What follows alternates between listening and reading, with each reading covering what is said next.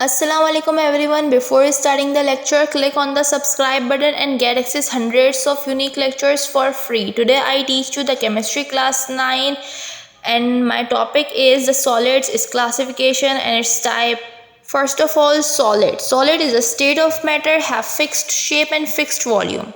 It is classified into two types, the crystalline solids and amorphous solids. First of all, what is the difference between crystalline and amorphous solid? In one word, it is crystalline is a real solid and amorphous is a pseudo solid, not real. Now, the properties of crystalline and amorphous solid.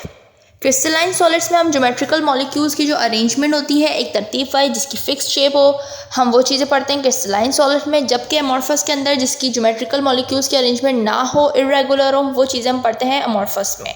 Crystalline solid में sharp edges होते हैं, इसके difference ये N isotropic in nature होता है, fixed melting point होती है इसकी, और इनमें लॉन्ग रेंज ऑर्डर होता है। जबकि अमॉर्फस जो होता है वो इरेगुलर एजेस होती है इनके, have not fix melting point, irregular shape होती है, सुपर कूल्ड होता है और ये आइसोट्रोपिक इन नेचर होते हैं।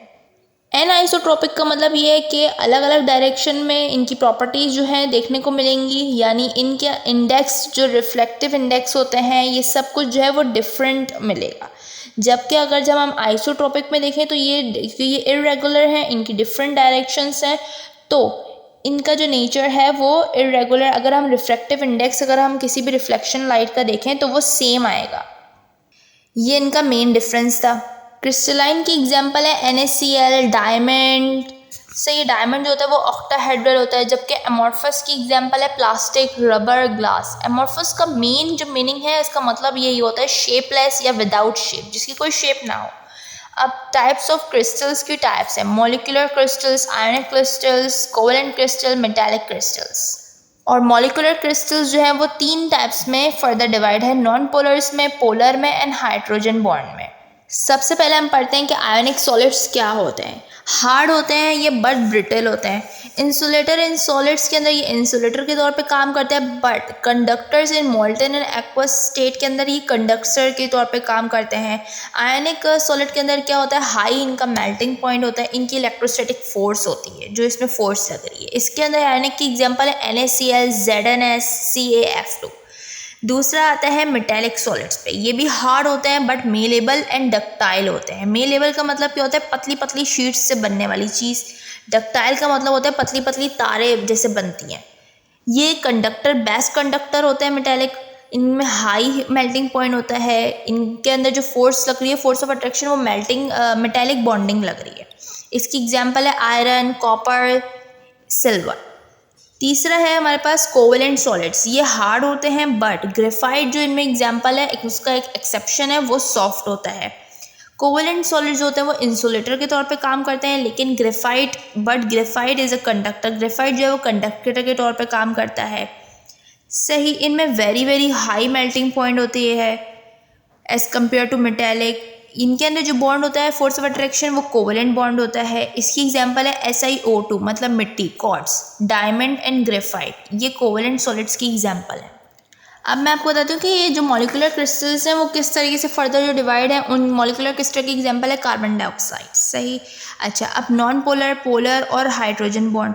नॉन पोलर के अंदर क्या होते हैं, वो सॉफ्ट होते हैं, वो इंसुलेटर है। इनकी इंसुलेटर का मतलब है नॉट कंडक्ट इलेक्ट्रिसिटी, जो कंडक्ट ना करे। इनके अंदर वेरी लो मेल्टिंग पॉइंट होता है और इनमें लंदन डिस्पर्जन फोर्स अप्लाई होती है। लंदन डिस्पर्जन फोर्स के अंदर क्यों रखा गया है, जैसे उसमें क्राउडनेस की वजह से जो पास आते हैं ना, उनके जो मॉलिक्यूल ज़्यादा करीब आ रहे होते हैं, जो जकड़ रहे होते हैं, इस वजह से उसको रखा गया है लंदन डिस्पर्जन फोर्स के नाम पे। सही। नॉन पोलर की एग्जांपल है I2 iodine, carbon dioxide, ArCCl4। सही। नेक्स्ट है हमारे पास पोलर। तो पोलर बॉन्ड क्या होते हैं, ये सॉफ्ट होते हैं, ये भी इंसुलेटर के तौर पे काम करते हैं। सही है। और तीसरा और इनके अंदर लो मेल्टिंग पॉइंट होता है और इनके अंदर डायपोल फोर्स इस्तेमाल होती है। इसकी एग्जांपल है HCl और SO2। नेक्स्ट है हाइड्रोजन बॉन्ड। ये हार्ड्स होते हैं, ये भी इंसुलेटर के तौर पे काम करते हैं। इनमें लो मेल्टिंग पॉइंट होती है, इनमें हाइड्रोजन बॉन्डिंग इस्तेमाल होती है, फोर्स ऑफ अट्रैक्शन, और इनकी बेस्ट एग्जांपल आइस है जिसको H2O कहते हैं। नेक्स्ट टॉपिक है रिजिडिटी। रिजिडिटी मतलब वाई सॉलिड्स आर रिजिडेटेड। हम ये पढ़ेंगे। रिजिडिटी के अंदर एग्जाम्पल में हम ले लेते हैं ब्रिक्स। ब्रिक्स कैसे होते हैं? सॉलिड स्टेट है मैटर की, जिसकी फिक्स शेप होती है, fix volume. When we apply force these bricks they do not change shape cause they are rigid. ये अपनी चेंज शेप नहीं करेंगे क्योंकि ये रिजिड है, सख्त है। रिजिडिटी का मतलब क्या होता है? Stiffness that refers to the property of solid to resist change in its shape. अच्छा, why solids are rigid? Solid से क्यों रिजिड होते हैं? Because particles of solids are very tightly packed and has very strong interparticular force of attraction. Due to this, they cannot move from their position. They can only vibrate at their position. Therefore, solids are rigid. Hope you guys like my video. So please comment, share. Don't forget to click the subscribe button. Allah Hafiz.